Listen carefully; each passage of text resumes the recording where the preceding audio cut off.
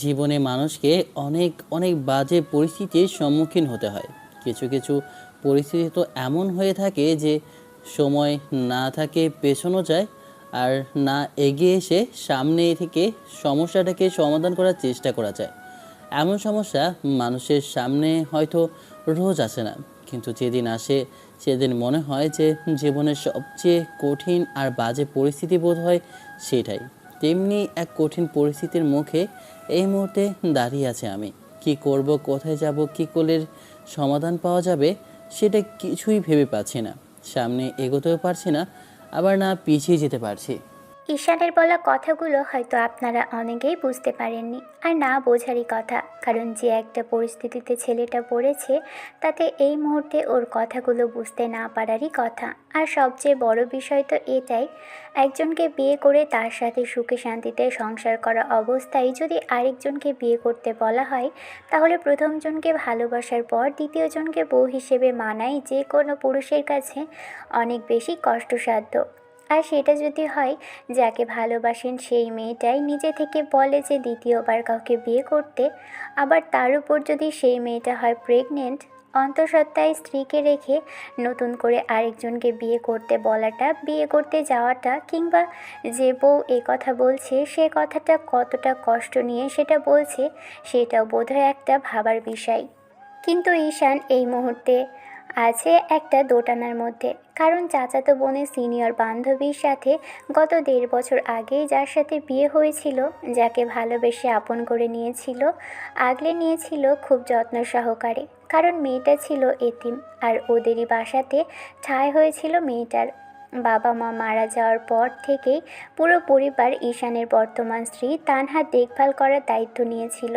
তারপর যখন ও চাচাতো বোন অর্থাৎ ঈশিতার সাথে ঈশানের বিয়ের কথা চলছিল, সেই সময় ঈশিতা প্রথমে বিয়েতে রাজি হলেও বিয়ের দিনে সে মেয়েটা বাসা থেকে পালিয়ে যায়।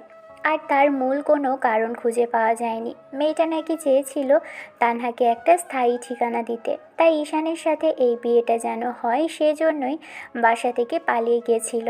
আর যাওয়ার সময় তার বাবার জন্য একটা চিঠি লিখে যায়, সেখানে বলেছিল ঈশানের যেন বিয়েটা তানহার সাথে হয়। আর তারপর ওরা ঠিকই তানহার সাথে ঈশানের বিয়ে দিয়েছিল। ঈশান প্রথমে একটু রাগ করলেও তানহা নিজেকে দোষারোপ করছিল সব কিছুর জন্য। তখনই ছেলেটা ওকে আপন করে নেয়, ভাবে যার সাথে বিয়ে হওয়ার কথা ছিল তার সাথেই হয়েছে, কারণ উপরওয়ালা যার সাথে আপনার ভাগ্যটা লিখে রাখবে তার সাথেই আপনার বিয়ে হবে। তাই ঈশান ভেবেছিল যে তানহার সাথেই হয়তো ওর লেখা ছিল, সেজন্যই মেয়েটা ওর বউ হয়েছে। তারপর থেকেই নিজের সর্বোচ্চ দিয়ে ভালোবেসেছিল মেয়েটাকে। বিয়ের 1 বছর পর ওরা জানতে পারে তানহার গর্ভে ঈশানের একমাত্র আর অনুভূতির অস্তিত্ব বেড়ে উঠছে। তখন অনেক বেশি খুশি ছিল সবাই। আর তারপরই ঈশিতা বাসায় ফিরে এসেছিল। প্রথমে আব্বু আম্মু ওর সাথে কথা না বললেও পরবর্তীতে ঈশান ওদের বুঝিয়েছিল, বলেছিল এসব নিয়ে ঝামেলা না করতে। তারপর যেটা হবার সেটাই হয়েছে। সবাই বেশ ভালোই ছিল। আরও 6 মাস বাদের ঘটনা, তানহার প্রেগনেন্সি 6 মাস চলছে। এরই মাঝে ঈশান ওর দেখাশোনাটা খুব ভালোভাবেই করছিল, কারণ যাকে ভালোবেসে তার গর্ভে নিজের অস্তিত্ব বেড়ে উঠছে, তাই হাফবেলা অফিস করে বাসায় চলে আসে ছেলেটা, আর সব সময় মেয়েটার আশেপাশে থাকে। এরই মাঝে কোথাকার এক ছেলে নাকি ঈশিতাকে পছন্দ করেছিল, আর তার বাবা মাও নাকি ঈশিতাকে খুব পছন্দ করেছে। কোথায় কি হয়েছে ঈশান সেটা জানার চেষ্টা করেনি, কারণ এই ঘটনার পর থেকেই ঈশান ঈশিতার সাথে রাগ করে কথা বলে না। ওর তো রাগ এইখানেই যে মেয়েটা ওকে যদি বিয়েটা নাই করবে তাহলে পালিয়ে যাবার কি ছিল, আগেই সেটা পরিবারকে বলে দিতে হতো। সেদিন তো সম্মান যেতে যেতে বেঁচেছে। ঈশিতার বান্ধবী যদি এ বাসায় না থাকতো তাহলে বিয়েটা কার সাথে হতো, আর ওদের সম্মানটাই বা কীভাবে বাঁচত? সে কথা ভেবেই ঈশান হয়তো মেয়েটার উপর রাগ করে আছে, কিন্তু তানহা বারবার বলেছে মেয়েটার উপর রাগ না করে থাকতে। এখন তাতে ওর কোনো কথা শোনেনি, কারণ মেয়েটার সব কথা শুনলেও এইটুকু কথাও রাখতে পারছিল না। এক প্রকার চাপার রাগ এসে কাজ করছিল, কারণ গত 25টা বছর যার সাথে বড় হয়ে এসেছে, সে যদি ওকে পছন্দ না করে সেটা সরাসরি বলে দিলেই হতো। বিয়ে ঠিক হবার পর বিয়ের দিন বাসা থেকে চলে গেছে, আর ওকে পছন্দ না একটাবারও সেই কথাটা ওকে জানায়নি। বিষয়টা ভেবে ঈশান রাগ করেছিল, আর আজকে ঈশিতার বিয়ে ছিল। সব কিছুর তোড়জোড় করে খুব আনুষ্ঠানিকতার সাথেই ছেলেপক্ষের হাতে মেয়েকে তুলে দেওয়ার চিন্তা ভাবনা নিয়ে ঈশিতার আপু এগিয়েছিল। কিন্তু বিয়ে ঠিক আগ মুহূর্তে যখন বর আসছিল না, তখন ছেলের বাসায় ফোন করে জানতে পারে বর অন্য কোনো মেয়ের সাথে ভেগেছে। ঈশিতা ছেলেটার সাথে কথা বলেছিল, যতদূর জানে ততদূর ছেলেটার কোনো রিলেশন ছিল না। তাহলে হুটহাট করে কার সাথে এরকম পালিয়ে গেল? বিষয়টা নিয়ে ভেবে ঈশিতা এক প্রকার দ্বিধাদ্বন্দ্বের মধ্যে ভুগছিল। তারপর আত্মীয় স্বজনের আর বাসায় আসা মেহমানদের হাজারো কথায় এক প্রকার ঈশিতাকে বাধ্য হয়ে আজকের এই পরিস্থিতি সৃষ্টি করতে। এখনও বুঝতে হয়তো আপনাদের কষ্ট হচ্ছে, পরিস্থিতিটা হচ্ছে এমন কিছু হবার পর ঈশিতা সুইসাইড করতে যাচ্ছিল, যখন সবাই আজে বাজে কথা বলছিল। প্রথম বিয়েটা নিজেই না করে পালিয়ে গেল, তারপর দ্বিতীয় বিয়ের জন্য যখন প্রস্তুত হলো তখন পাত্র নিজেই পালিয়ে গেল। এজন্যই বোধহয় বলে উপরওয়ালা সব কিছুর একটা প্রতিশোধ নিয়ে নেন। প্রকৃতি কখনো কাউকে ছাড় দেয় না। ঈশিতা হয়তো ঈশানকে কোনো কারণবশত সেদিন রেখে পালিয়েছিল, কিন্তু আজকের ওর সাথে ঠিক সেই কাজটাই হলো যেটা ও সেদিন করেছিল। এই মুহূর্তে ঈশিতার বাসায় এক প্রকার কান্নার রোল পড়ে গেছে। ঈশান কী করবে ভেবে পাচ্ছিল না। তখন তানহা এগিয়ে এসে ঈশিতার আব্বু আম্মু আর ঈশানের আব্বু আম্মুর সাথে কথা বলে এই ঈশান বিয়েটা করবে। এসব শোনার পর যেন আকাশ থেকে পড়েছিল ছেলেটা। ও ভাবতেও পারেনি নিজের বিয়ে করা স্ত্রী, আর যে কিনা অন্তঃসত্ত্বা কিছুদিন পরে ওর সন্তানের মা হতে চলেছে, সে কিনা এরকম একটা কথা বলছে। এসব শোনার পর তো ঈশানের মনে হচ্ছিল ও বোধহয় শূন্যে ভাসছে। কিছুক্ষণ অবাক চোখে মেয়েটার দিকে তাকিয়েছিল। তখন তানহা সবাইকে এসব বিষয় জানানোর পরে ঈশানের একটা হাত ধরতেই ছেলেটা হুঁশ ফিরলে তখন ঈশানের হাতটা ছাড়িয়ে নিয়ে বলতে আরম্ভ করে, তোমার মাথা খারাপ হয়ে গেছে, কী সব বাজে বাজে কথা বলছো? তুমি বুঝতে পারছো যে কী পরিমাণে পাগলামি আর আবেগের বসে এরকম কথা বলছো? একে তো তুমি আমার স্ত্রী, দুদিন বাদে আমার সন্তানের মা হবে, তার ওপর আবার এখন বলছো কিনা তোমারই বান্ধবী যে কিনা 2 দিন আগেই আমাকে বিয়ে করবে না বলে পালিয়েছিল, তাকে বিয়ে করতে হবে। হ্যাঁ বলছি ঈশান, তুমি এই মুহূর্তে বুঝতে পারছো না যদি বিয়েটা না হয় তাহলে পরিবারের মান সম্মানটা নষ্ট হবে? তাই বলছি কি যে তুমি যা হবার হোক, ও যেটা করেছে ওর সাথে সেটাই হয়েছে। ও সেদিন বিয়ে করবে না সেটা আমাকে আগে বলে দিলেই হতো। তুমি রাগ করছো কেন? দেখো ও বিয়ে করবে না, আর ও চলে যাওয়ার পর আমাদের বিয়ে হয়েছে। আমরা কি সুখী নেই? তুমি তো আমাকে ভালোবাসো বলো, আমিও তোমায় ভালোবাসি। এমন না যে আমাদের অনেক দিন দেরি করতে হয়েছে দুজনের এক হতে। তুমি কিন্তু এইটুকু ভুলে যাচ্ছ যে ঈশিতার জন্যই তুমি আমাকে পেয়েছো, আর আমি তোমার মতো একটা মানুষের ভালোবাসা পেয়েছি ঈশান। এবার বুঝতে পেরেছো তো, আমরা দুজন দুজনকে ভালোবাসি, সেখানেও তৃতীয় ব্যক্তি ওকে বিয়ে করা আমার পক্ষে কিছুতেই সম্ভব না। আর তুমি আমার স্ত্রী হয়ে কি করে এই কথা বলতে পারছো? তোমার কি মাথা খারাপ? ঈশান, তানহা ঠিকই বলছে। এই মুহূর্তে তুমি যদি বিয়েটা না করো তাহলে এত বড় বাড়ির সবার মান সম্মানটা ধুলোর সাথে মিশে যাবে। আর তোমার চাচু আর চাচি আম্মুর কথাটাই একবার ভাবো। তোমার চাচুর হার্টের রোগী, এখনও যে সুস্থ আছে সেটাই তো অনেক। লোকটা হাঁপিয়ে উঠেছে।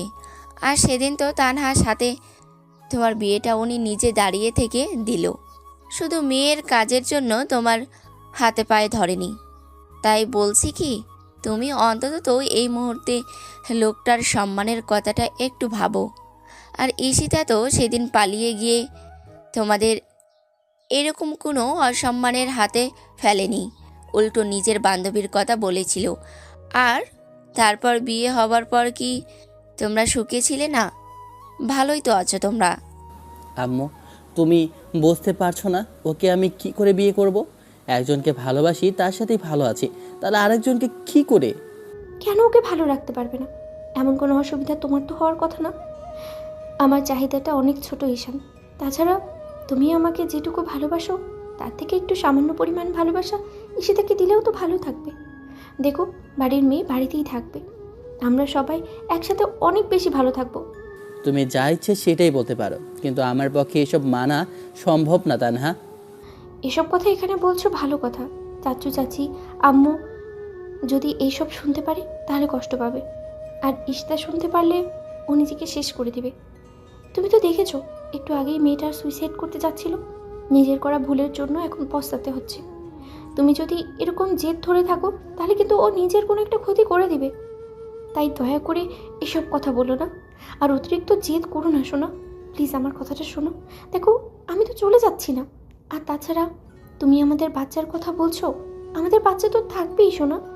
উল্টো ও দুটো আম্মু পাবে, একজনকে না দুইজনকে আম্মু বলে রাখতে পারবে। আমি জানি তুমি ঈশিতার উপর একটু রাগ করে আছো, কিন্তু দিন শেষে তুমি ওকে নিয়ে একটু ভাবো, যার সাথে ছোটবেলা থেকে বড় হয়েছো, যাকে নিয়ে সবসময় চিন্তা ভাবনা করতে, আর এক সময় মেনে নিয়েছিলে তার সাথেই তোমার বিয়ে হচ্ছে। দুদিন বাদেই সংসার করবে, কিন্তু মাঝখান থেকে আমি তৃতীয় ব্যক্তি। একদম বাজে কথা বলবে না। তৃতীয় ব্যক্তি তুমি নও, ও। ওপরলা আমার সাথে তোমার লিখে রেখেছিল, তাই ও সেদিন চলে গিয়েছিল। না হলে আমি আমার কাছের আর সত্যিকারের ভালোবাসাটাকে বুঝতে পারতাম না। তাই বলছি, এসব কথা তুমি আর বলো না প্লিজ। আমিও সেটাই বলছি। আল্লাহ যেমন তোমার সাথে আমার লিখে রেখেছিল, তেমনই ঈশিতার সাথেও তোমার লিখে রেখেছে। সেই জন্য এই মেয়েটা ফিরে এসেছে, আর আজকে এরকম একটা পরিস্থিতির সৃষ্টি হয়েছে। তুমি বুঝতে পারছো না দুইটা বউ কি করে। ঈশান, এখন তো কতই হচ্ছে যে একটা বউ থাকার পরেও মানুষ বউয়ের অনুমতি নিয়ে আরেকটা বিয়ে করে। তাছাড়া আমাদের সমাজে তো অনেকেই দেখা যায় না যে 2-3টা বউয়ের সাথে সুখে শান্তিতে সংসার করে।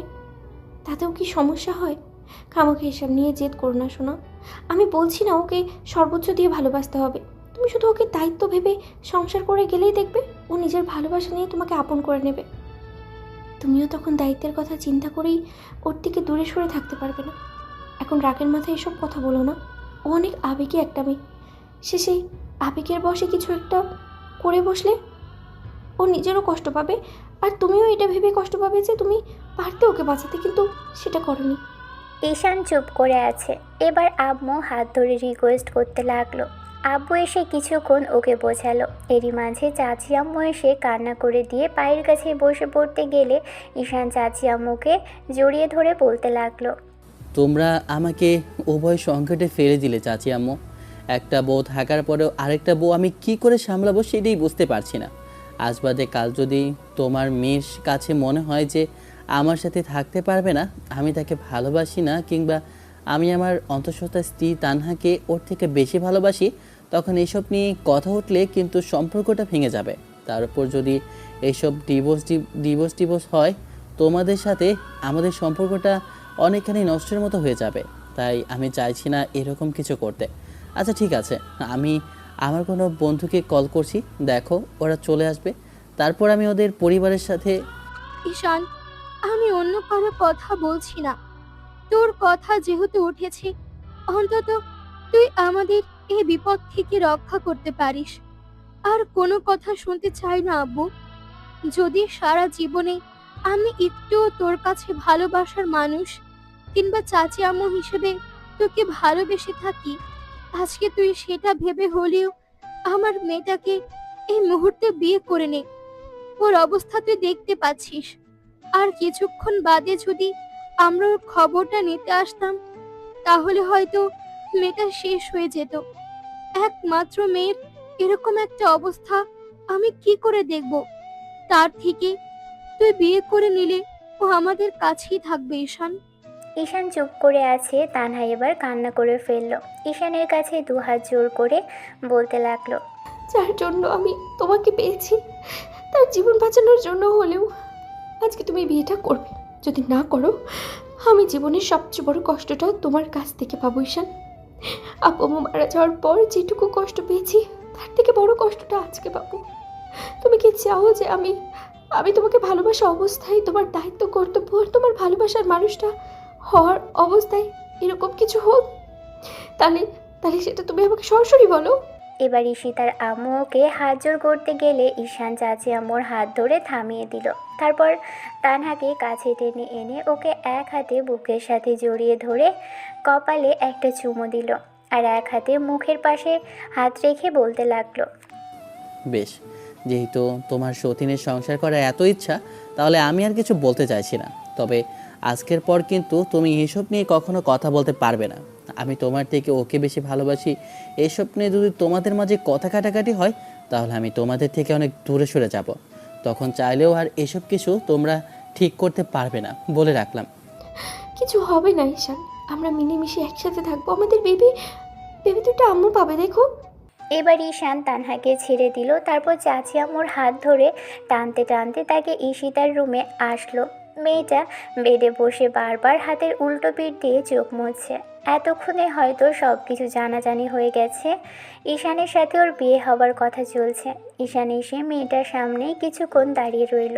তারপর একটু সময় ওরা পাশাপাশি বসলো আর বলতে আরম্ভ করলো। জানি এই মুহূর্তে তোমাকে কোনো রকম কথা বলেই শান্ত করা যাবে না, তারপরও আমি শুধু এইটুকুই জানাতে চাই, আসি তুমি হয়তো সবটা জানতে পেরেছো। আর এসব জানার পর তুমি কি সবাই যে সিদ্ধান্ত ওইটাই নিয়েছে সেই সিদ্ধান্তে রাজি কিনা সেটা শুধু আমাকে একবার বলো। যদি বলো যে তুমি এরকম কিছু চাও কিংবা পরবর্তীতে এ নিয়ে তোমার মাঝে কোনো ঝামেলা হবে না, আর তুমি কখনো মুখ দিয়ে উচ্চারণও করবে না যে আমি তোমাকে কম ভালোবাসি, আমি আমার প্রথম স্ত্রীকে বেশি ভালোবাসি, তাহলে আমি এসব নিয়ে কোনো কথা বলবো না। আমি নির্দ্বিধায় তোমাকে বিয়েটা করে নেব।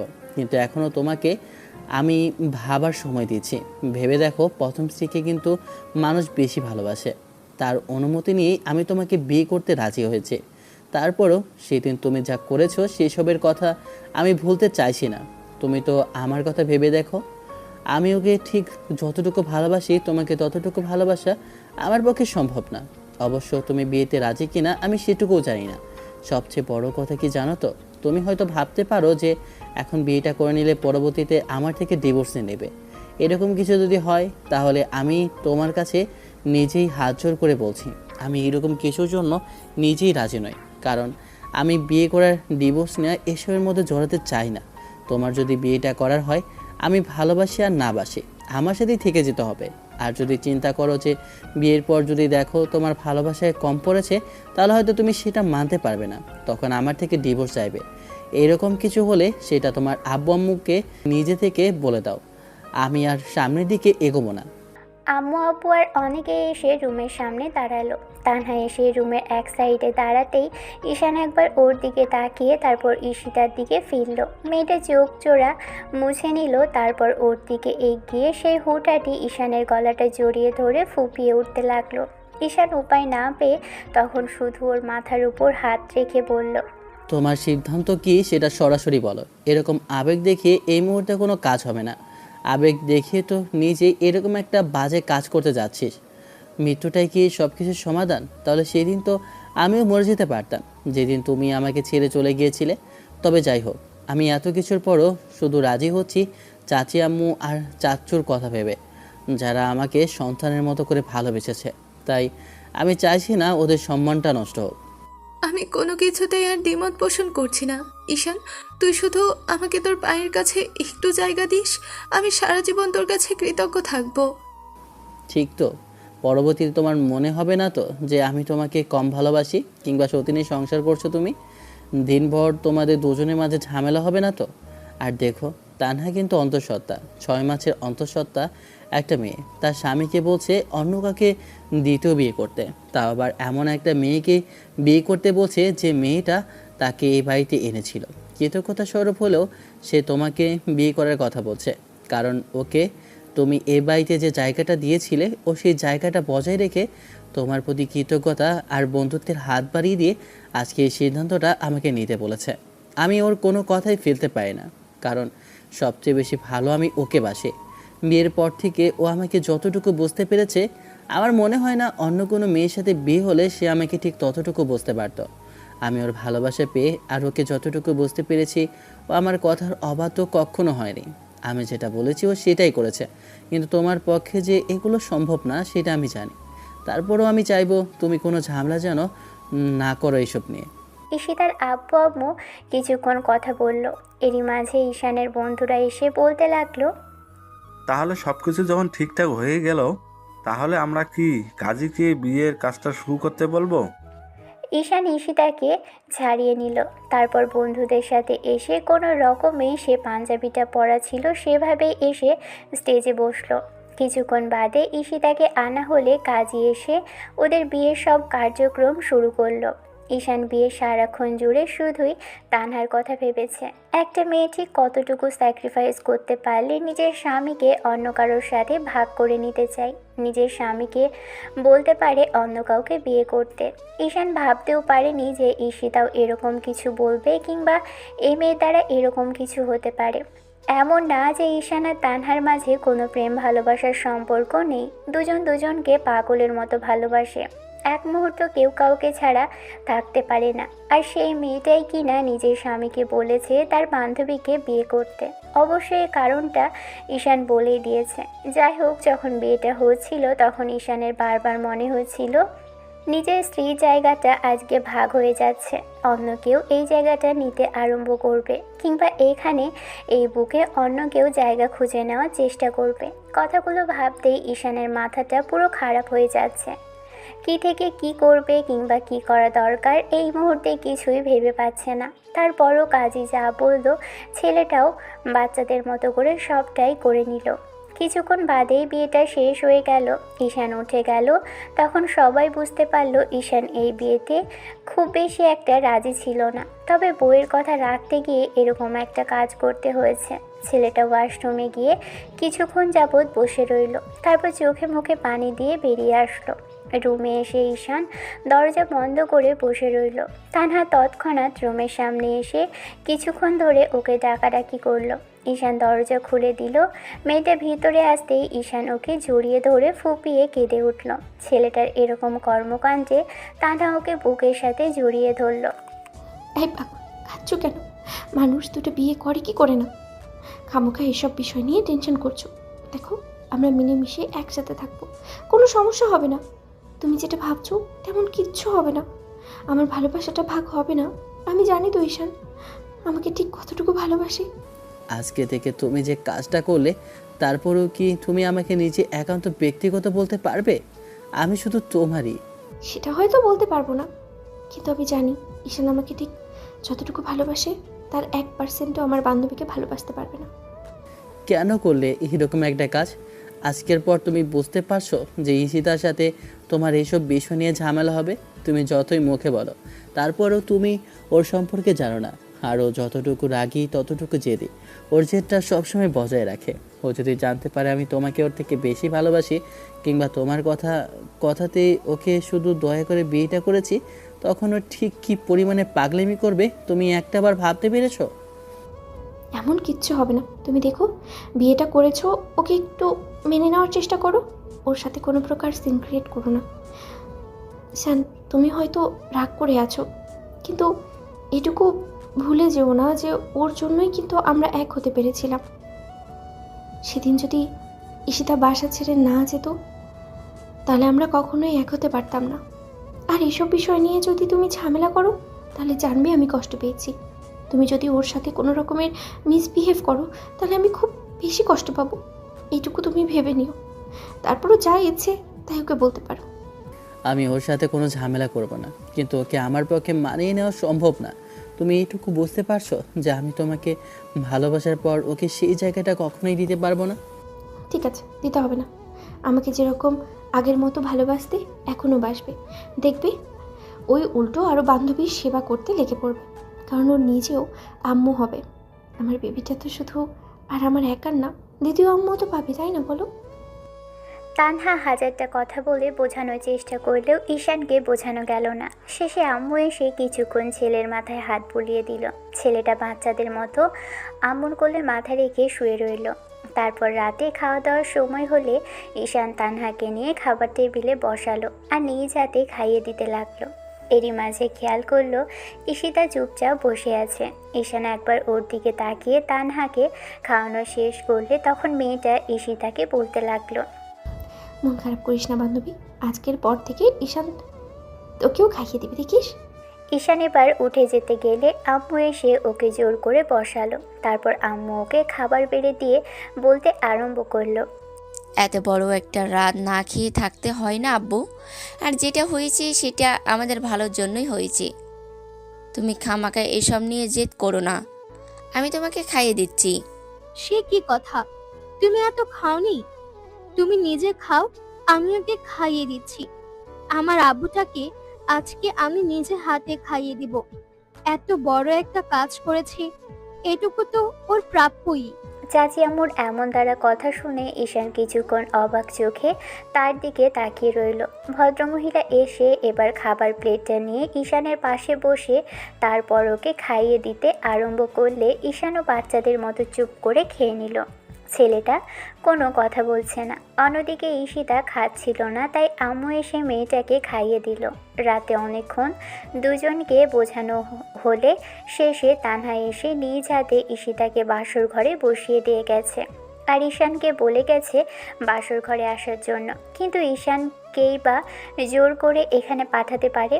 অনেকক্ষণ যাবৎ তানহা জড়াজড়ি করলেও যখন আসলো না, শেষে তানহা কান্নাকাটি জুড়ে দিল। তারপর ঈশানকে বেশ খানিকটা অসহায় কণ্ঠে বলতে লাগলো, আমি বুঝতে পারছি আমি তোমার উপরে অতিরিক্ত অধিকার খাটাচ্ছি, তাই না? আব্বু আম্মু চলে যাওয়ার পর থেকে আমি তোমাকে নিজের সবচেয়ে কাছের মানুষটাই ভেবেছি। আমি জানি যে তুমি আমার কথা শুনবে, কিন্তু তুমি যে আমার কথা শুনতে চাও না সেটা আমি বুঝতে পারিনি। আজকে জোর করে তোমাকে অনেক বড় বিপদে ফেলে দিলাম, তাই না ঈশান? আর একটা বার যদি এই কান্নাকাটি করো তাহলে থাপ্পড় মারবো ইডিয়েট। নিজেই নিজের এত বড় ক্ষতি করে এখন আবার নাটক করা হচ্ছে। কেন করলে এরকম একটা কাজ? তুমি কি বুঝতে পারছো যে নিজেকে ঠিক কতটা বাজে পরিস্থিতির মুখে ফেলে দিয়েছো আজকে? শুধু শুধু মেয়েটার উপর রাগ দেখাচ্ছ কেন আব্বু? ও তো এরকম কোনো অন্যায় করেনি যার জন্য ওর সাথে এমন রাগারাগি করতে হবে। আর যেটা করেছি সেটা তোমাদের ভালোর জন্যই করেছি। এখন পাগলামি না করে বিয়েটা করেছো, আর বাকি সব ফর্মালিটিসগুলো পূরণ করো। এখন জেদ না করে যাও, রুমে যাও। যে বউ তোমাকে বলছে তার কোনো সমস্যা নেই, তাহলে তোমার কি সমস্যা আমি সেটাই বুঝতে পারছি না। আম্মু, তুমি ওর মুখ দেখে বুঝতে পারছো না ও কতটুকু কষ্ট পাচ্ছে ভেতর থেকে? যেছে নিজেকে এরকম একটা কষ্টের মুখে ও তো নিজে থেকেই ফেললো। ও কি বুঝতে পারছে যে আজকের পর ওর জীবনে কি হতে চলেছে? ওর ভালোবাসাটা ভাগ হয়ে গেছে। ও কেন এরকম করলো আম্মু? ওর যখন যা মনে হয় ও আমাকে তাই বলে, আমি সেইটাই শুনি। কিন্তু আজকে যে কাজটা করলো এরপরে ঠিক কত বড় বাজে পরিস্থিতির মুখে পড়বে ও একটাবার ভেবে দেখেছে? ভাবেনি। এখন আবার কি করে বলছে আমাকে বাসর করতে যেতে হবে? আর ওই মেয়ের সাথে আমি কথা বলেছি, এটাই তোর ভাগ্য। সবই বুঝতে পেরেছি, কিন্তু তোমাকেও এটা ভুললে চলবে না যে ওর জন্য তুমি তানহাকে পেয়েছিলে। আর সবচেয়ে বড় কথা হচ্ছে ও ছোটবেলা থেকে একটু এরকমই, যখন যেটা মনে হয় তখন সেটাই করে বসে। আর আজকে তুমিও যদি রাগের মাথায় ওকে ইগনোর করতে আরম্ভ করো কিংবা কষ্ট দিতে থাকো, তাহলে তোমার চাচি আম্মু কষ্ট পাবে। তাই বলছি কি, যে ভালোবাসতে না পারো দায়িত্ব ভেবে তো অন্তত তো ওকে একটু স্ত্রী হিসেবে মেনে নিতে পারো। আর ঈশিতা তো বলেছি ওর কিছু চাই না, ওর সম্মানটা, ওর আব্বুর সম্মানটা বাঁচলেই হবে। তোমাকে তো ওর থেকে বেশি কিছু করতে বলা হয়নি, তাহলে খামাকা এসব নিয়ে জেদ করছো কেন? এখন যাও, রুমে যাও। আর রুমে গিয়ে মেয়েটার সাথে কোনো প্রকার মিসবিহেভ করবে না। আমরা কিন্তু এইটুকু তোমাকে শিক্ষা দেইনি যে তুমি বইয়ের সাথে মিসবিহেভ করে ফেলবে। ও ভুল করেছিল, তার জন্য ওর সাথে কোনো প্রকার মিসবিহেভ করা চলবে না তোমার। ঠিক আছে, করব, কিন্তু দিন শেষে আমাকে জোর জবরদস্তি করতে পারবে না। জোর করলে আমি বাসা ছেড়েই চলে যাব, বলে দিলাম। আমাকে সময় দিতে হবে সব কিছুর জন্য। একজনকে বিয়ে করার পর আরেকজনকে কী করে মানুষ বিয়ে করতে বলে সেটা আমি ভেবে পাচ্ছি না। তোমাদের কাণ্ড কারখানা দেখে আমার তো মনে হচ্ছে আমি পৃথিবীতেই নেই, আমি পাগল হয়ে যাব। ঈশানের কথাতে তানহা ফুপিয়ে ফুপিয়ে উঠছে। ঈশান কিছুক্ষণ যাবৎ মেয়েটাকে থামতে বললেও যখন থামলো না, তখন আম্মু চলে গেল। ঈশান এগিয়ে এসে মেয়েটাকে বুকের মাঝে জড়িয়ে নিয়ে মাথায় চুমু দিয়ে বলতে লাগলো, সরি জান পাখি, তুমি এরকম করে বারবার রাগ দেখাচ্ছিলে, তাই এরকম করে বকা দিয়ে ফেললাম। জীবনে কখনো তোমাকে বকা দেয়নি, কিন্তু দেখো আজকে তোমার কাজের জন্য এরকম একটা কাজ করতে হলো। খামাখা নিজের স্বামীকে ভাগ করে নেওয়া কি খুব বেশি দরকার ছিল?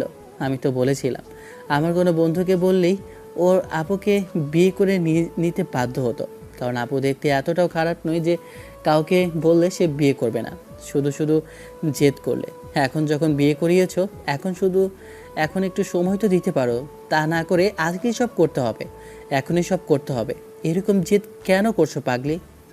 তুমি বুঝতে পারছো না যে আমি যদি এখন তোমাকে এগুলো না করতে বলি তাহলে ঈশিতা ভাববে যে তোমাকে জোর করে ধরে বিয়েতে রাজি করানো হয়েছে। তুমি কোনো দায়িত্বই পালন করবে না, তাই না? দয়া করে এরকম কিছু করো না সোনা।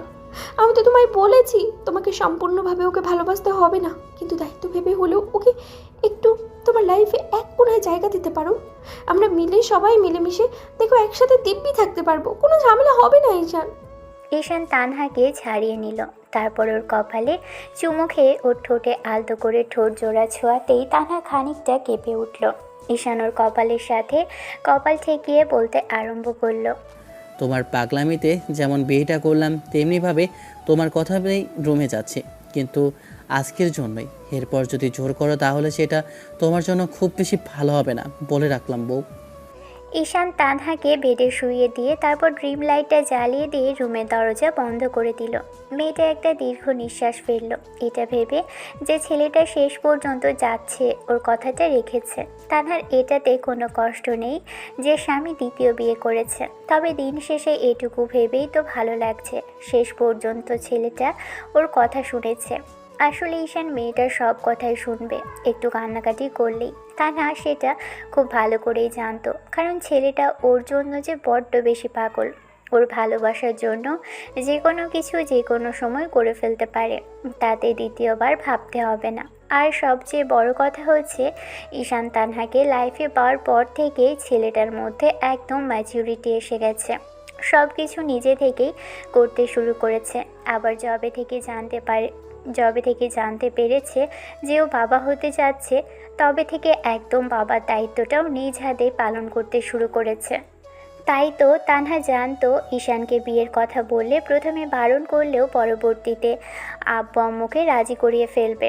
আর একা একা তো নয়, তাই তো এরকম জেদ করেছে। আর জানে যে ঈশিতাকে একটা অনিশ্চিত ভবিষ্যতের মধ্যেও ফেলে দিতে চায় না, তাই এরকম করে ঈশানকে জোর করে রাজি করালো। তানহা চোখ বন্ধ করে নিয়ে বিষয়টা ভাবতে লাগলো। অন্যদিকে ঈশান এক পা দুপা করে ঈশিতার রুমের সামনে আসলো, দেখলো এখনও লাইট জ্বালানো। দরজা ঠেলে ভিতরে প্রবেশ করতেই দেখে মেয়েটা কেমন যেন হাত পা গুটিয়ে একদম জড়সড় হয়ে বসে আছে। ঈশান এসে কিছুক্ষণ দাঁড়িয়ে থেকে এবার ঈশিতার সামনে দাঁড়াতেই মেয়েটা কেমন যেন কাচুমাচু করে রইল। ঈশান ওর পাশে বসে পড়ল আর একটু চুপ করে থেকে বলতে লাগলো, আমি জানি এই বিয়েতে তোমারও কোনো মত ছিল না, আসলে সম্মানটা বাঁচাতে হবে তাই হয়তো বিয়েটা করলে। যাই হোক, যেটা করেছো বেশ ভালো করেছো, তবে আজ বাদে কাল আবার ডিভোর্স চিও না, তাহলে সেটা আমার পক্ষে দেওয়া সম্ভব না, সেটা তোমাকে আমি আগেই বলেছি। তবে যাই হোক, আমি বিশ্বাস করি যে তুমি তানহার সাথে সব কিছু মানিয়ে নিয়ে থাকবে, আর কোনো প্রকার ঝামেলা করবে না, ওর সাথে কোনো কথা কাটাকাটি করবে না। দিন শেষে ও তোমার বান্ধবী, তোমার জন্যই বাসাতে এসেছিল, আর তুমি ওকে এখানে এনেছিলে, তোমার জন্যই আমাদের বিয়ে হয়েছে। এমনকি আজকে ওর জন্য তোমার সাথে আবার আমার বিয়ে হয়েছে। এসব কিছু মানিয়ে নেওয়ার চেষ্টা করো। আর যদি তোমার খুব বেশি আফসোস হয় যে আমাকে বিয়েটা করে ভুল করলে, তাহলে সেটা তোমার বাবা মাকে জানিয়ে দিও। আমার সাথে কি একটু থাকা যায় না? আমি কি এতটাই খারাপ ঈশান? তুমি আমার সাথে থাকার কথা বলছো মানে কি? তোমার কি মাথা ঠিক আছে নাকি তুমি আমার সাথে মজা করছো? তোমার কথা শুনে আমার তাই মনে হচ্ছে। আমি বুঝতে পারছি না তুই এই কথা কেন বলছিস। আসলে একজন স্ত্রী তার অন্য কারোর সাথে নিজে থেকে স্বামীকে বাধ্য করছে আবার সেই মেয়েটাই আমার বান্ধবী, তার ওপর তোর সাথে বিয়ে হয়েছে, তুই আমার চাচাতো ভাই। সব মিলিয়ে একটা অস্বাভাবিক আরও অপ্রীতিকর পরিস্থিতি। আমি ভাবতেও পারিনি যে আজকে এরকম একটা পরিস্থিতির মধ্যে পড়তে হবে। আর শেষে আমার সম্মান আর পরিবার সম্মানটা তুই বাঁচাবি। যে ছেলেটাকে আমি সেদিন আমার বান্ধবীর জন্য ছেড়ে দিয়ে চলে গেছিলাম, আজকে সেই ছেলেকে আবার বিয়ে করতে হবে, নিজেই আবার বান্ধবীর ভালোবাসার মধ্যে ভাগ বসাতে হবে, যেখানে তোদের সম্পর্কটা অনেক বেশি গভীর, দুজনকে নিজেদের মতো করে অনেক বেশি ভালোবাসিস। এখন সেই সম্পর্কের মাঝে আমি বাধা হব, সেটা কখনো কল্পনাও করতে পারিনি। আমি ভাবতে পারিনি যে আমাকে আজকে এরকম কিছু করতে হবে? আমার দ্বারা এমন এমন কাজ আসলে খুব লজ্জিত। আমি ভাবতেই পারছি না যে এরকম একটা কাজ করে ফেলবো। আসলে তখন মাথা কাজ করছিল না। যখন সুইসাইড করতে নিয়েছিলাম তখন মনে হয়েছিল এই বুঝি মরে যাব, খুব কষ্ট হচ্ছিল তখন। তারপর তারপর বাঁচার জন্য হলেও তোকে আঁকড়ে ধরতে চেয়েছি। জানি না আমার এই চাওয়াটা অন্যায় কিনা, তবে আমি জানি তুই আমাকে কখনো ভালোবাসতে পারবি না ঈশান। ঈশিতা কথাগুলো বলে ফুপিয়ে উঠতে লাগলো। ঈশানের মাথায় শুধু এইটুকুই ঘুরপাক খেতে লাগলো, মেয়েটা ওকে তানহার জন্য ছেড়ে দিয়েছে মানে? কী সব কথা বলছে? ঈশানের কেন জানি বিষয়টা ভাবতেই মাথাটা কেমন হাজারটা প্রশ্ন এসে ভিড় করছে। কথাগুলো মস্তিষ্কে সাজিয়ে নিতেই ছেলেটা উঠে দাঁড়িয়ে পড়ল আর বলতে লাগলো, কি বলছো তুমি এগুলো? আমাকে তানহার জন্য ছেড়ে দিয়েছো মানে? আমি তো কিছুই বুঝতে পারছি না। সেদিন তুমি চলে গেলে তো নিজের ইচ্ছা করে, তাহলে তানহার জন্য? হ্যাঁ, আমি চাইনি তোর সাথে আমার বিয়েটা হোক। আমার বান্ধবী তো একটা এতিম মেয়ে, ওর যাবার কোনো জায়গা ছিল না, তাই ওকে আমার এখানে এনে আশ্রয় দিয়েছিলাম। সেটা আমি ওর মুখের সামনে বলতে পারিনি। তানহাকে এখানে আনার পর মেয়েটা অনেক দিন বাদে একটু স্বাভাবিক হয়েছিল। এই পরিবারের সাথে ও যতটা মানিয়ে নিতে পেরেছে, ওর তার সাথে ততটা স্বাভাবিক হতে পেরেছে। অন্য কোথাও গিয়ে নতুন একটা পরিবারের সাথে সবার সাথে ততটা স্বাভাবিক হতে পারতো না। সেখানে যাবার পর স্বামী যদি তোর মতো ভালো না হয়, অন্য কোথাও গিয়ে যদি এই পরিবারটা না পাই, তাহলে কি ও কি করে ভালো থাকবে? যার দায়িত্ব আমি নিয়েছিলাম তাকে কি করে ওরকম একটা অনিশ্চিত ভবিষ্যতের দিকে ঠেলে দিই? তাই চেয়েছিলাম যাকে তানহা চিনে আর যে তোমার পরিবারের সাথে ওর সম্পর্কটা খুব ভালো, সহজ, স্বাভাবিক, সেই পরিবারের মেয়েটা থেকে যাক। আর সেখানে ওকে পার্মানেন্টলি রাখার জন্য একমাত্র তুই ছিলি। তাই আমি চাইনি তোর বাইরে অন্য কারোর সাথে তানহার বিয়েটা হোক। বিয়ের আগের দিন রাতে আমি ওকে বলেছিলাম তোকে বিয়ে করবে কিনা। আমি বিয়েটা করতে চাই না, কিন্তু ও তখন আমাকে বোঝানোর চেষ্টা করেছিল। তাই আমি ভেবেছিলাম আমি যদি বাসা ছেড়ে চলে যাই তাহলে হয়তো তানহার সাথে তোর বিয়ে হবে, আর তারপর তানহা এই বাড়িতে পার্মানেন্টলি থাকতে পারবে। আব্বু আম্মু চাচু আম্মু আর তোর মতো একটা মানুষ হয় না, আর আমি সেটা খুব ভালো করেই জানি। তাহলে সেদিন চলে যাবারই বা কি কি ছিল? আর ফিরে এসে আবার আজকে আমার দ্বিতীয় স্ত্রী হবারই বা কী ছিল? সেটাই আমি বুঝতে পারছি না। তোমাদের কথার আগাগোড়া আমার মাথার ওপর দিয়ে যাচ্ছে। যদি বিয়েটা নাই করবে সেটা আগে বলে দিতে, বলতে তোমার বান্ধবীকে বিয়ে করতে হবে, আমি সেটাই করে নিতাম। সবার সামনে এরকম একটা নাটক করার কি খুব বেশি দরকার ছিল? আমি জানি তুই আমার উপর এখন রাগ করে আছিস, আর আজকের এরকম একটা কাজের জন্য তুই আমাকে কখনোই মাফ করবি না। তারপরও আমি তোকে কখনো নিজ থেকে বলবো না তোর আমাকে ভালোবাসতে হবে কিংবা স্ত্রীর অধিকার দিতে হবে। তুই আমাকে বিয়ে করেছিস, আমি সমাজের কাছে তোর স্ত্রী হয়ে থাকবো। নামমাত্র তোর স্ত্রী হলেও চেষ্টা করব নিজের সর্বোচ্চ দিয়ে তোকে স্বামী হিসেবে মেনে নেওয়ার। আমি জানি তুই আমাকে কখনো ভালোবাসতে পারবি না, কারণ তানহাকে তুই যতটুকু ভালোবাসিস তার একচুল পরিমাণ ভালোবাসা আমার জন্য তোর মনে কখনো সৃষ্টি হবে না। একজনকে ভালোবাসার পর আরেকজনকে বিয়ে করে তাকে ভালোবাসাটা পৃথিবীর কোনো পুরুষের পক্ষে সম্ভব না। একজনকে ভালোবাসার পর আরেকজনকে ভালোবাসাটা এক প্রকার নোংরামির সমতুল্য। আমি চাই না সেটা তুই কর, কিন্তু আমি আজকে কবুল বলার পর থেকেই মেনে নিয়েছি তুই আমার স্বামী। আমি চাই না তোর সাথে আমার ডিভোর্স হয়ে যাক। আমি এ বাড়িতেই সবার সাথে আর তানহাকে বান্ধবী আর সতী নয় নিজের বোন ভেবে একসাথে কাটিয়ে দেব। আমি তোকে কখনো অভিযোগ করার সুযোগ দিব না ঈশান। তুই তানহাকে যতটুকু ভালোবাসিস আর তার এক চুল পরিমাণও যদি আমার কাছ থেকে চাস, আমি নিজের সর্বোচ্চটা উজাড় করে দিব তোর জন্য। তবে আমি মুখ ফুটে কখনোই তোকে বলবো না তুই আমাকে নিজের মতো করে ভালোবাস।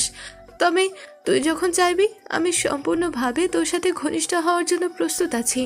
আমি জানি সেই দিনটা কখনো আসবে না ঈশান, কারণ তুই আমাকে কখনো ভালোবাসতেই পারবি না। তারপরও আমি অপেক্ষায় থাকবো, আর মনে প্রাণে চাইবো তুই নিজ থেকে আমার কাছে আয়। সবটা নিজেদের মতো করে যখন করলে, তাহলে আমাকে তো খেলার পুতুল বানিয়েই ফেলেছো, তাই না? আমাকে এত কিছুর মাঝে তোমাদের খুঁটি মনে হলো? আমি এতটাই তুচ্ছ আর হাতের পুতুল যে সব কিছু মিলিয়ে আমাকে পুতুলের মতো করেই তোমরা ইউজ করলে, তাই তো? তোমার যখন যা ইচ্ছা হলো সেটাই করলে আমার সাথে, আর আমিও দেখো কত বড় একটা স্টুপিড যে তুমি যেটা করলে আমি সেটাই মাথা নেড়ে হ্যাঁ সূচক উত্তর দিয়ে সব কিছু একদম সহ্য করে নিলাম। আর তোমরা দুজনের কথা চিন্তা করলে, অন্তত আমার কথা চিন্তা করলে না একটাবারের জন্য, তাই তো? ঈশান, আমাকে ভুল বুঝিস না প্লিজ। আমি এরকম কিছু করতে চাইনি, কিন্তু কি করব বল, আমার পক্ষে সম্ভব ছিল না এখন এসব বিষয়ে না মেনে নেওয়া। আব্বু আম্মু জোর করছিল, চাচি আম্মু চাচু সব মিলিয়ে সবাই যেভাবে বললো, আমি পারিনি ওদের কথাটা পালন করতে। যদি আমাকে মেনে না নিস, তারপরও আমি সারা জীবন তোর কাছেই পড়ে থাকবো, কারণ এই বাড়ি ছাড়া যে আমার কোথাও যাওয়ার জায়গা নেই ঈশান, কোথাও না। ঈশান কিছুক্ষণ চুপ করে রইল, তারপর একটা দীর্ঘ নিঃশ্বাস ফেলে ওয়াশরুমে থেকে ফ্রেশ হয়ে আসলো। ছেলেটা পেটের একপাশে বসে ঈশিতাকে বলল, যাও গিয়ে ফ্রেশ হয়ে আসো। আর আমি এসব নিয়ে এখন আর ভাবতে চাইছি না। আমি অনেক বড় একটা প্রেশারের মধ্যে দিয়ে যাচ্ছি। এসব বিষয় আমি নিতে পারছি না। তোমার যা ইচ্ছা তাই করতে পারো, তবে তানহাকে কখনো কষ্ট দিয়ে এমন কোনো কথা বলো না যার জন্য তোমার প্রতি আজকে যে সদয় হলো, তুমি তার প্রতি তার থেকে বেশি নির্দয় হয়ে যাও। এবার ঈশিতা মাথা নেড়ে হ্যাঁ সূচক উত্তর দিয়ে তারপর নিজেও গিয়ে ফ্রেশ হয়ে আসলো। শাড়িটা খুলে হালকা একটা শাড়ি পরে তারপর বাইরে বেরিয়ে আসতেই দেখলো ঈশান শুয়ে আছে। ঈশিতা কিছুক্ষণ দাঁড়িয়ে থেকে ছেলেটার সাইডে শুয়ে পড়তেই ঈশান একবার ওর দিকে তাকিয়ে থেকে বলতে লাগলো, জানি না আমি এখন এই রুমে কী জন্য আসি। হয়তো তুমি আমার বউ, সেই জন্য এখানে আছি। তারপরেও আমার মনে হচ্ছে না যে আমি তোমাকে কখনো মেনে নিতে পারবো। ঈশিতার বুকের ভিতর মোচড় দিয়ে উঠল ঈশানের এমন কথাতে। মেয়েটা চোখ জোড়া বন্ধ করে নিতেই চোখ দিয়ে দু ফোঁটা অশ্রু গড়িয়ে পড়ল। মেয়েটা একটা তাচ্ছিল্য হাসি দিয়ে বলল, আমি জোর করব না তোকে কখনো, আর তোর যখন ইচ্ছা হয় আসিস। আর যদি আজকের পর আমার রুমে নাও থাকতে চাস, তারপরেও আমি কখনো তোকে বলবো না এখানে আসতে। পরদিন সকালে ঈশানের ঘুম ভাঙল বেশ খানিক অদ্ভুতভাবে, কারণ ও বুঝতে পারলেও কেউ একজন গুনগুন করে গান গাইছে। চোখ জোড়া খুলতেই খেয়াল করলো আয়নার সামনে কেউ একজন বসে আছে। তারপর বুঝতে পারলো এটা ওরই কাল বিয়ে করা চাচাতো বোন, যে কিনা কাল অবধি ওর চাচাতো বোনই ছিল, আর এখন ওর দ্বিতীয় স্ত্রী, যাকে বিয়ে করা নিয়ে পুরো সন্ধ্যা থেকে একদম রাত 10টা পর্যন্ত একটা হট্টগোল চলেছিল। তারপর বউয়ের জোর জবরদস্তিতে বিয়েটা করতে হয়েছে। ঈশান কিছুক্ষণ মেয়েটার দিকে তাকিয়ে থাকতেই বুঝতে পারল মেয়েটাকে এখন এই মুহূর্তে একদম অসম্ভব রকমের সুন্দর লাগছে। এই সাত সকালবেলা গোসল করেছে মেয়েটা। ঈশিতা একবার ঈশানের দিকে তাকিয়ে থেকে বলল, তুইও উঠে পড়েছিস, যা গিয়ে ফ্রেশ হয়ে আয়। স্বামী স্ত্রী হয়েছি আমরা, আর দ্বিতীয় স্ত্রী হিসেবেই বলছি। স্বামী স্ত্রীর থেকে যতই ছোট হোক, তাকে কি তুই টুকারি করাটা খুব বেশি মানানসই? আব্বু আম্মুর সামনে অন্তত তুমি করে বলতে পারো। আর সবচেয়ে বড় কথা হচ্ছে যে তুমি সবার বাইরে আর তুই টুকারি যা ইচ্ছা তাই করতে পারো। ওদের সামনে এগুলো বললে ওরা যে জন্য বিয়েটা দিয়েছে তার মানেটাই থাকবে না। এগুলো নিয়ে ওরা বুঝতে পারবে আর ভাববে যে আমাদের মাঝে তেমন কোনো সম্পর্কই নেই। সেটা কি হবে আদৌ? আর কখনো হবে বলে আমার মনে হচ্ছে না, কারণ তুই এতটুকু শুধু মুখেই বলতে পারবি কখনো। ঠিক আছে, বলতে হবে না। শোনো, আমি দেখে আসি তোমার বান্ধবী কি করছে। ঈশিতা হ্যাঁ সূচক উত্তর দিল। ঈশান ফ্রেশ হয়ে একবার রুমে এসে দেখলো তানহা উঠে বসে আছে। ঈশান এসে মেয়েটার পাশে বসতেই মেয়েটা একটু মুচকি হাসলো, বলল, ঘুম কেমন হলো শোনো? বিয়ের পরে তোমাকে ছাড়া কখনো ঘুমিয়েছি তুমি দেখেছো? আর এরকম একটা পরিস্থিতির পরে তোমার মনে হচ্ছে যে আমার ভালো ঘুম হয়েছে? তোমার এই সব কথা শুনে না আমার বেশ খানিকটা অভাব লাগছে। তুমি এসব কথা বলতে পারছো কি করে? রাগ করছো কেন কলিজা? আমি তো জানি তুমি আমাকে ছাড়া ঘুমাও না, কিন্তু ঈশিতাও তো এখন তোমার স্ত্রী, আর এখন তো তুমি আমাকে আদর করতে পারবে না, শুধু শুধু আমার সাথে থাকবে কি জন্য? তাই বলছি কি, নতুন নতুন বিয়ে হয়েছে, ওর সাথে কয়েকটা দিন কাটাও, আদর সোহাগ করো, তারপর না হয়। ঈশান রাগী চোখে তাকাতেই তানহা কিছুক্ষণ চুপ থেকে এবার ঈশানের একটা হাত নিজের হাতের মুঠোয় নিয়ে চুমু খেতেই ছেলেটা একটা দীর্ঘ নিঃশ্বাস ফেলল।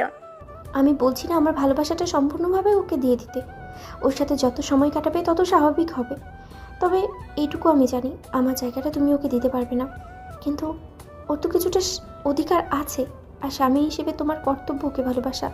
তুমি কি সেইটুকু চেষ্টা করবে না সোনা? আমি চাইছি না এরপর থেকে তোমাকে এইসব বলে বলে করাতে। তুমি এতটা বাচ্চা নও ঈশান, এক বাচ্চার বাবা হচ্ছ। আমি চাই আমি আমাদের বেবি হতে হতেই যেন আরেকটা সুখের খবর আমরা শুনতে পারি। আর সেটা হচ্ছে ঈশিতাও তোমার বাচ্চার আম্মু হবে। এমন কিছু হলে দেখবে ঈশিতা অনেক বেশি খুশি হবে। পরিবারের সবাই ভাববে তুমি সবটাই মেনে নিয়েছো। তাছাড়া মেনে নেওয়ার কি আছে? ঈশিতার প্রতি যে তোমারও একটা টান আছে সেটা আমি খুব ভালো করেই বুঝতে পারতাম।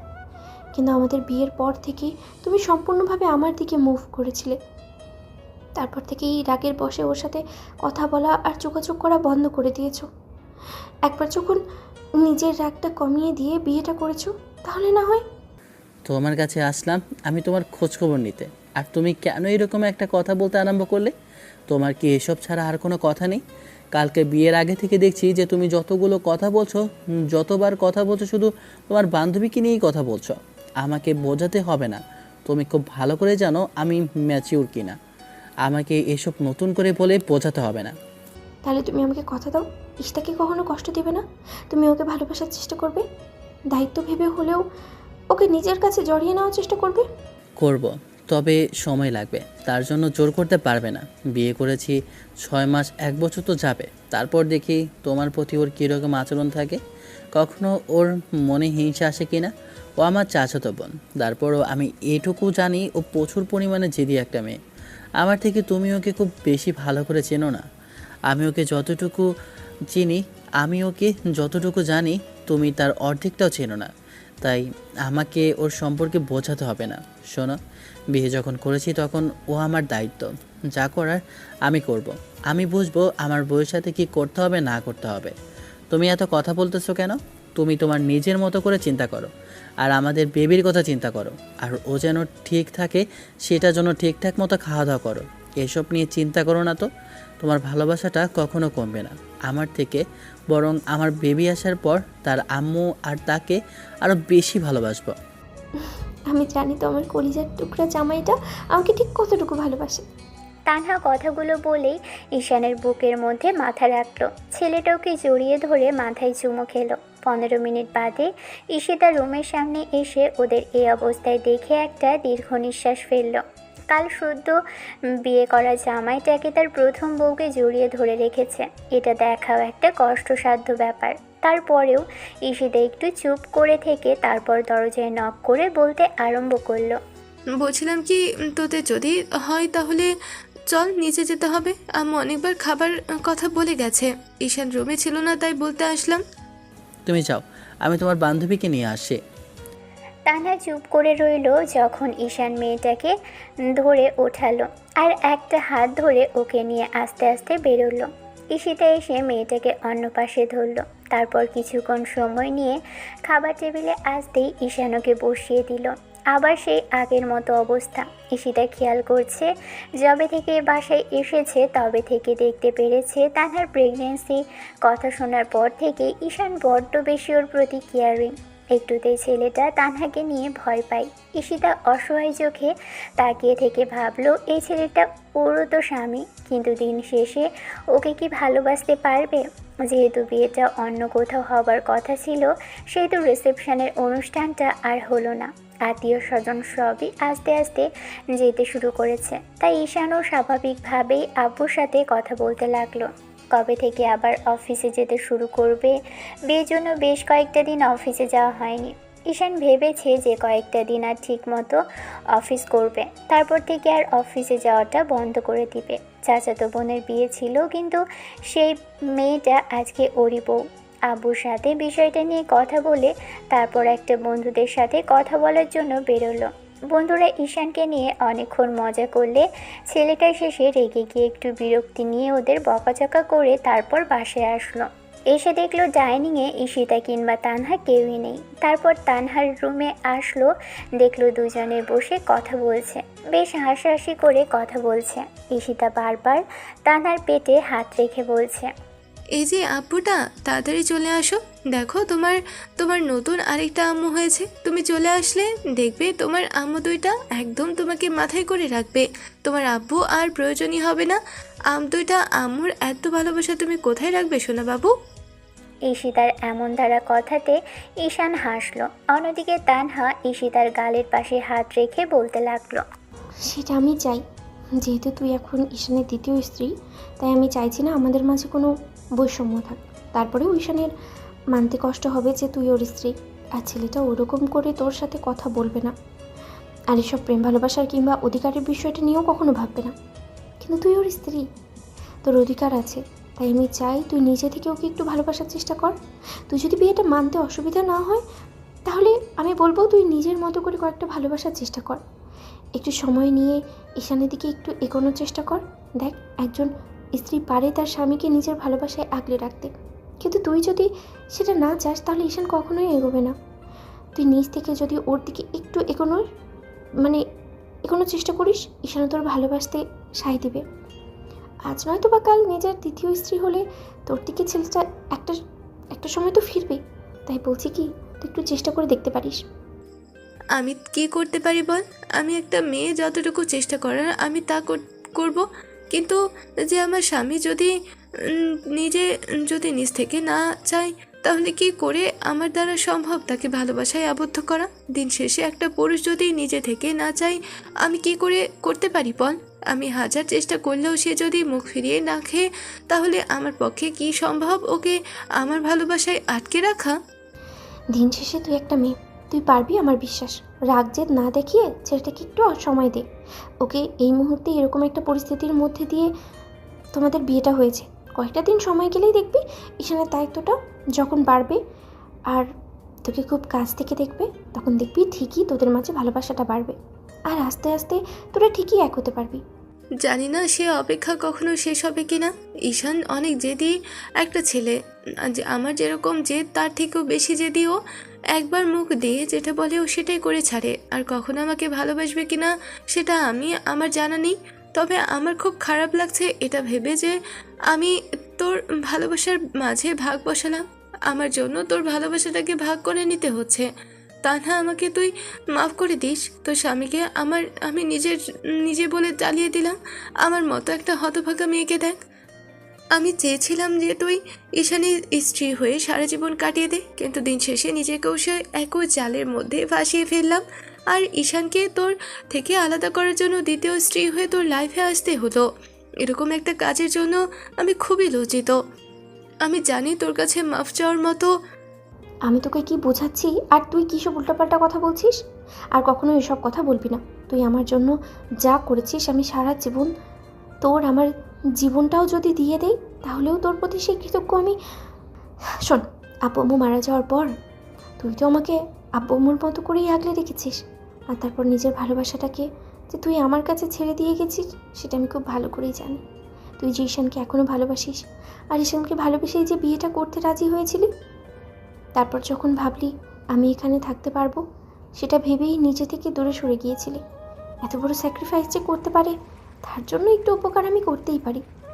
আমরা একসাথে থাকবো, দেখিস আমাদের বেবি চলে আসলে তখন আমি ওকে বলবো তোকেও একটা বেবি দিয়ে দিতে।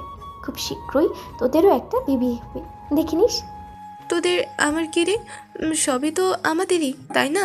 এরকম তোদের আমাদের বলে আলাদা করতে চাইছিস কেন? তানহা মুচকি হাসলো। এমন করে কাটতে লাগলো দিন। এরই মাঝখানে একটা সমস্যা হলো। এটা নিয়েই ঈশান একদিন ঈশিতার কাছে থাকার পর আর দ্বিতীয়বার ওর রুমে যেতে চাইল না। কারণ দ্বিতীয় দিন যখন তানহার সাথে থাকলো, তারপর দিন যখন তানহা বলল ঈশিতার কাছে গিয়ে থাকতে, কিন্তু ঈশান আর রাজি হচ্ছিল না। তখন তানহা ইমোশনালি ব্ল্যাকমেল করতে আরম্ভ করলো। তোমার শরীরে কী অবস্থা তুমি একটাবার বুঝতে পারছো? এই মুহূর্তে যদি তোমাকে রেখে আমি ওর সাথে গিয়ে ফিজিক্যালি ইন্টিমেট হওয়ার চেষ্টা করি কিংবা ওকে জড়িয়ে ধরে ঘুমাই, আর তোমার যদি কিছু একটা হয়ে যায়, তার জন্য একমাত্র দায়ী থাকবো আমি। আমার বাচ্চা আর তার আম্মুর জন্য সব কিছু করতে পারি, কিন্তু তাই বলে তাদেরকে অবহেলাটা কখনোই করতে পারবো না। আমার বেবিকে কখনো আমি তার বাবার অভাবটা বুঝতে দেবো না। আরে বাবা, আমি তো বলছি না যে সারা জীবনের জন্য ঈশিতার সাথে থাকতে। রাতে তো আমি ঘুমিয়ে পড়ি। আমার সমস্যা হলে আমি তো তোমাকে কল করব, আর বেশি সমস্যা হলে আমি আম্মুকে বলবো আমার কাছে এসে থাকতে। এত জেদ করো না তো, শোনো। তানা ঈশানকে জোরাজুরি করার পর ঈশান আম্মুকে ডেকে নিয়ে তারপর ঈশিতার রুমে আসলো। ঈশিতা বেডে বসেছিল। ছেলেটা আসতেই বেড থেকে নেমে তারপর ড্রিম লাইটটা জ্বালিয়ে দিয়ে এসে বেডের এক সাইডে শুয়ে পড়ল। ঈশিতা কিছুক্ষণ ওর দিকে মুখ ফিরে শুয়ে রইল।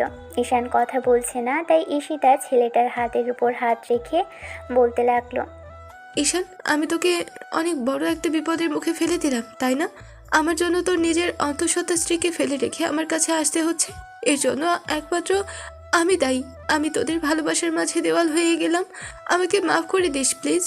বিশ্বাস কর, আমি এমন কিছু চাইনি। তৎক্ষণাৎ নিজেকে বাঁচানোর জন্য বেঁচে থাকার জন্য বেঁচে থাকার জন্য এরকম একটা কাজ করেছি। সবাই এমন করে বলল, আর চাচ্ছু তার মাথার ওপর হাত রেখে এরকম কথাটা বলল, যার জন্য আর বারণ করতেও পারলাম না। তারপরও যখন বুঝতে পারলাম যে এরকম একটা অন্যায় করে ফেললাম, তখন থেকে নিজেকে অনেক বেশি ছোট মনে হচ্ছে আমার। সবই যখন বুঝতে পারছো তাহলে এত কথা বলছো কেন? আর তুমি আমাকে ভালোবাসতে কখনো আমাকে বলনি কখনো? ঈশানের কথাতে ঈশিতা খানিকটা হকচকিয়ে গেল। মাথা নিচু করে ফেলল মেয়েটা। কিছুক্ষণ যাবৎ চুপ করে থেকে একটা দীর্ঘ নিঃশ্বাস ফেলল। ঈশান আবার বলতে লাগলো, আর আমিও দেখো কি বোকা, তুমি আমার জন্য, আমার সাথে কিংবা তোমার বান্ধবীর জন্য আমার সাথে যা করলে তার কিছুই বুঝতে পারলাম না। দিন শেষে তুমি আমাকে এত ভালোবাসলে যে তোমার বান্ধবী আমার সাথে ভালো থাকবে সেটা ভেবেই তার জন্য আমাকে ছেড়ে দিলে, কিন্তু নিজে ভালো থাকবে কিনা সেটার কথা একটাবারও চিন্তা করলে না। সবসময় জেদ ধরে নিজের ভালোবাসার জন্য এগিয়ে আসতে হয় না। মাঝে মাঝে তাকে ভালো রাখার জন্য হলেও, আর সে ভালো আছে অন্য কারোর সাথে সেটা জানার জন্য হলেও নিজেকে পিছিয়ে নিতে হয়। আমি সেটাই করেছিলাম, কিন্তু দ্বিতীয়বার তোর লাইফে এসে অনেক বড় অন্যায় করে ফেললাম। অন্যায় কিনা তা জানি না, তবে তুমি আমার স্ত্রী, তোমার অধিকার আছে আমার কাছে থাকার, আর তাই আমি তোমার রুমে এসেছি। এসব নিয়ে আর কখনো কথা বলবে না, আমি এসব বলতে চাইছি। আর বারবার যদি তুমি এগুলো মনে করিয়ে দাও তাহলে বারবার এসব মনে পড়লে আমারই খারাপ লাগবে, তাই বলছি এসব কথা যেন আর না শুনি। আচ্ছা ঈশান, একটা কথা বলবো? তোমার আজকে আবার আমার থেকে কথা বলার জন্য অনুমতি নিতে হচ্ছে। আমি সেটা বুঝতে পারছি না, কেন এরকম করছো বলো তো? আগে তো কখনো পারমিশন নাওনি। কারণ এখন তুই আমার স্বামী, আর তোর অধিকার আছে আমার কথা শোনার, কিংবা আমারও অধিকার আছে তোকে বলার। কিন্তু তারপরও অনুমতি চাইছি, আর এটা একান্ত ব্যক্তিগত বিষয়, তাই চাইছি তাতে অনুমতি নিয়ে করতে। মানে? না মানে, আসলে বলছিলাম কি, আমার খুব ইচ্ছে করছে তোর বুকে মাথা রাখতে। জানি না কখনোই ইচ্ছেটা পূরণ হবে কিনা, তারপরেও আজকে খুব করে চাইতে ইচ্ছে করছে। জানি বিয়ের দ্বিতীয় দিনেই এই কথা বলাটা আমার জন্য শোভা পায় না, আর আমি কখনো এসবের অধিকার পাবো বলে আমার মনে হয় না। তারপরও আমি তোর কাছে চাইছি, যদি আমাকে একবার তোর বুকে মাথা রেখে ঘুমাতে দিতি তাহলে। ঈশান এবার স্থির হয়ে শুলো। সাথে সাথেই ঈশিতা আলতো করে এসে ওর বুকের মধ্যে মাথা রাখতেই ঈশান চোখ বন্ধ করে নিল। ঈশিতা বেড়াল ছানার মতো ওর বুকে গুটিয়ে হাজারটা কথা বলছে। ঈশান চুপ করে আছে, জানে না কেন মেয়েটাকে এরকম একটা অধিকার দিল। তারপরও মনে হচ্ছে এই মেয়েটারও অধিকার আছে ওর বুকে মাথা রাখার। ঈশান কিছুক্ষণ চুপ করে থাকতেই ঘুমিয়ে গেল। একটু সময় ঈশিতা ওর গলাটা জড়িয়ে ধরে ঘুমিয়ে পড়ে। পরদিন সকালে ঠিক একইভাবে দুজনের ঘুম ভাঙল। তারপর আর কি, দুজনেই উঠে ফ্রেশ হয়ে নিল। এমন করেই যেতে লাগলো দিন। আস্তে আস্তে তানহার ডেলিভারির সময় এগিয়ে আসতে লাগলো। আর 7 মাস পড়তেই ঈশান অফিসে যাওয়াটা পুরোপুরি বন্ধ করে দিল। আব্বু হাজারবার বলার পরও ঈশান আম্মুকে দিয়ে মানালো আব্বুকে। শেষে যখন শুনলো না, তখন ঈশিতা নিজে থেকেই আব্বুকে বলেছিল যে ঈশান যেহেতু যেতে চাইছে না অফিসে যেতে, আর এতই যেহেতু ভয় লাগছে ছেলেটার তানহাকে নিয়ে, তাহলে যাওয়া দরকার নেই। বিয়ের 1 মাস পার হয়ে গেছে, কিন্তু এখনও ঈশান অধিকাংশ সময়ই তানহার সাথে থাকে। শুধু রাতে মাঝে মাঝে ঈশিতার কাছে এসে থাকে। আর ছেলেটা আম্মুকে বলেই দিয়েছে যেদিনও ঈশিতার কাছে থাকে সেদিন আম্মু যেন এসে মেয়েটার কাছে থাকে। আর আম্মু ভেবেছে যেহেতু ছেলে চায় 2 বউয়ের সাথে নিজে মানিয়ে নিতে, তাহলে ওকে বারণ করবে কিংবা বিপরীতে কথা বলারই বা কী দরকার। দেখতে দেখতেই তানহার ডেলিভারির সময় হয়ে আসছে।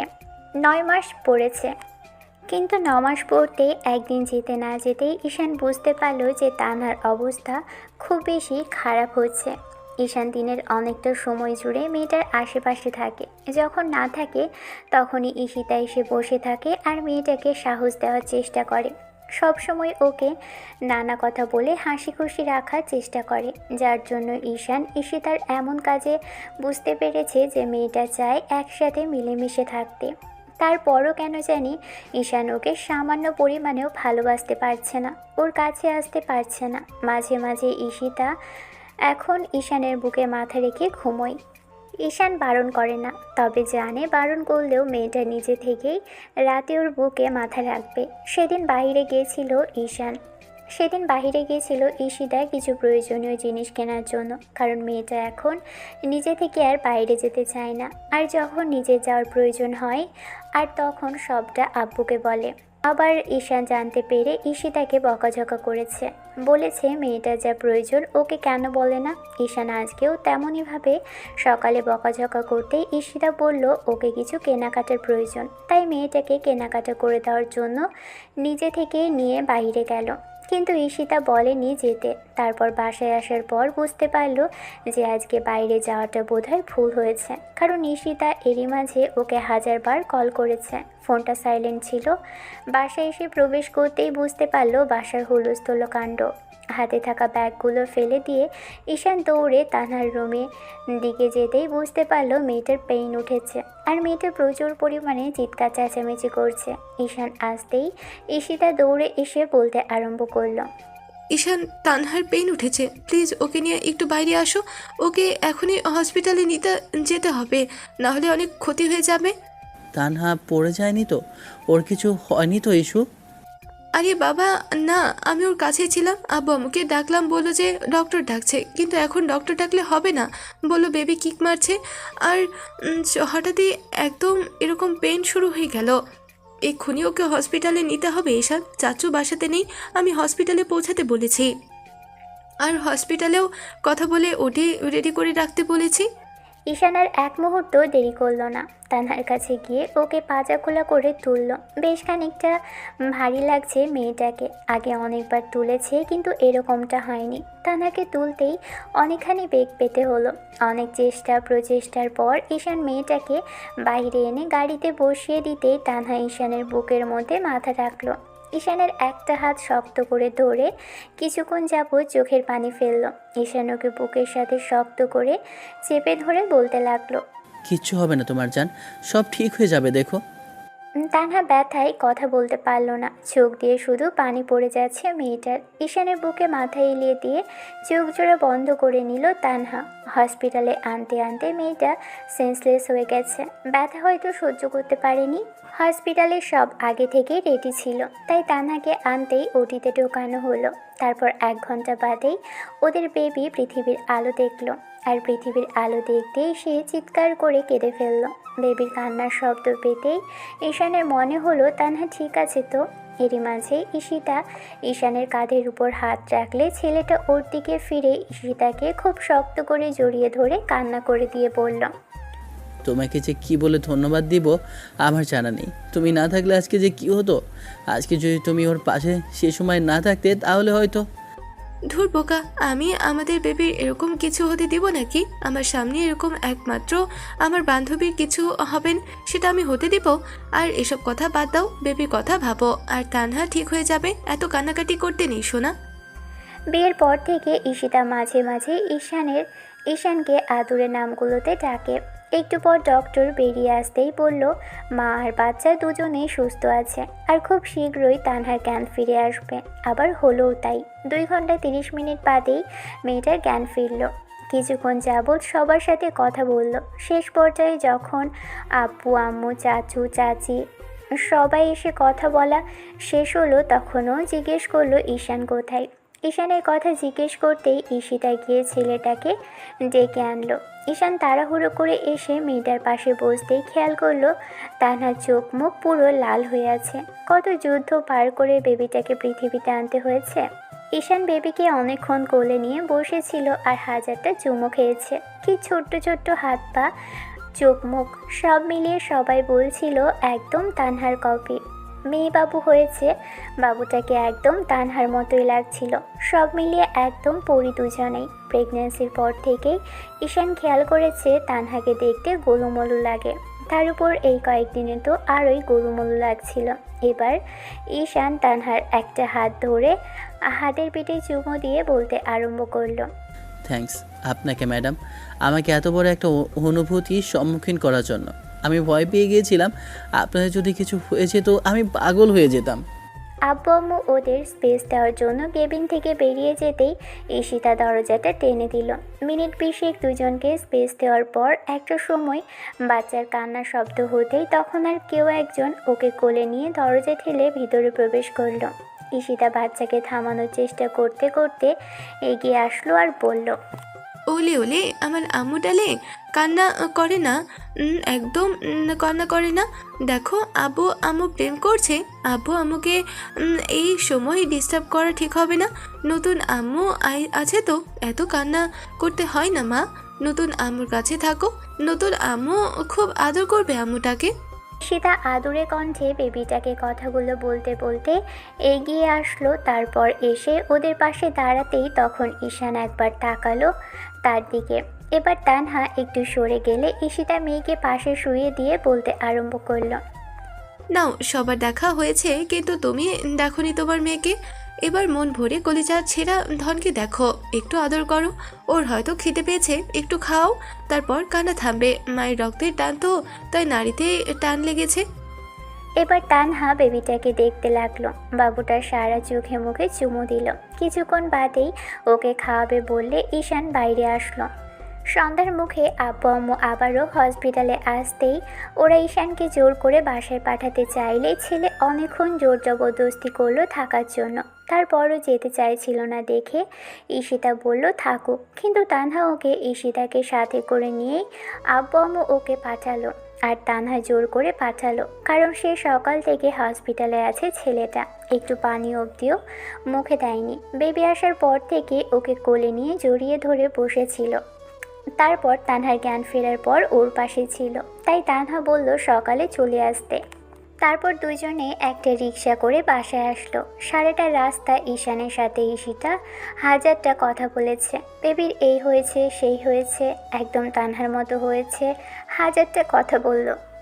ঈশান শুধু রিক্সার মধ্যে ঈশিতার একটা হাতে নিজের হাতের মুঠোয় নিয়ে বসেছিল। ঈশিতা ওর দিকে অবাক হয়ে তাকিয়েছিল। তখন বাসায় এসে রান্না বান্না করতে হবে না, কারণ আম্মু রান্না করে রেখে গিয়েছিল। ঈশিতা ঈশানকে জোর করে ওয়াশরুমে পাঠালো। ওয়াশরুম থেকে ফ্রেশ হয়ে দুজনেই গোসল করে বেরোলো। ঈশান এই মুহূর্তে ঈশিতার রুমে বসে আছে। ঈশিতা এসে ওর পাশে বসলো। তারপর খাওয়ার কথা বলতেই দুজনে গিয়ে ডিনারটা করে নিল। এই মুহূর্তে হসপিটালে আব্বু আম্মু, চাচু চাচি আম্মু সবাই আছে। শুধু ঈশান আর ঈশিতাকে জোর করে বাসায় পাঠানো হয়েছে। ঈশান খাচ্ছিল না দেখে ঈশিতা ওকে নিজ হাতে খাওয়ালো। ছেলেটা প্রথমে ওর দিকে অপলক নয়নে তাকিয়ে থাকলো। আর ঈশিতা একদম ছোটোবেলায় যেমন বাচ্চাদের মতো করে ওকে খাওয়াতো, আজকেও ঠিক তেমন করেই খাওয়ালো। মেয়েটা হাজারটা কথা বলল বেবিকে নিয়ে, ওদের সংসার, নতুন জীবনের কথা নিয়ে। তারপরও ছেলেটা কোনো কথা বলল না। ঈশানের চোখে পানি দেখে ঈশিতা উঠে এসে ওকে আলতো করে বুকের সাথে জড়িয়ে ধরে বলতে লাগলো, এ পাগল, কাঁদছো কেন? তুমি তো বাবা হয়েছো, এখন এরকম কান্নাকাটি করলে মানাই? আর এমন তো না যে ওদের কিছু হয়েছে, ওরা সবাই সুস্থ স্বাভাবিক আছে। সকালেই তো গেলে দেখতে পাবে। এজন্যই তো আমি তোমাকে বলেছিলাম আসতে হবে না।